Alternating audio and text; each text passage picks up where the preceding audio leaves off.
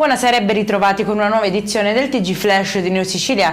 In apertura si è spento dopo 10 giorni Antonello Bongiovanni, l'imprenditore agrigentino rimasto gravemente ferito a seguito di un incidente sul lavoro avvenuto in un cantiere a Gela.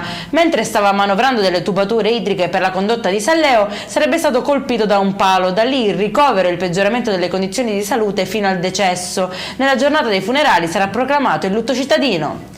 Trovati morti i cani di quartiere di Mazzara del Vallo, Achille e Blanco. I loro corpi erano in stato di decomposizione e uno dei due aveva le zampette spezzate, segno di un'uccisione crudele e violenta. L'Ente Nazionale Protezione Animali ha presentato un esposto. Avrebbe rubato il cellulare a una turista straniera per impedirle di chiedere aiuto e poi l'avrebbe violentata in pieno giorno sulla spiaggia di Termini Imerese nel Palermitano. È finito così in carcere un 35enne del posto già noto alle forze dell'ordine.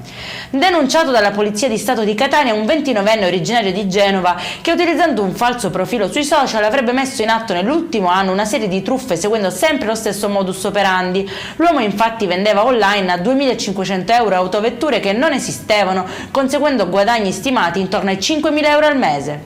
È in chiusura il meteo, in Sicilia il maltempo ha ufficialmente preso il sopravvento. Domani allerta arancione a tappeto su tutte le province. Per questa edizione è tutto, prossimo appuntamento domani alle 13:30. Buona serata.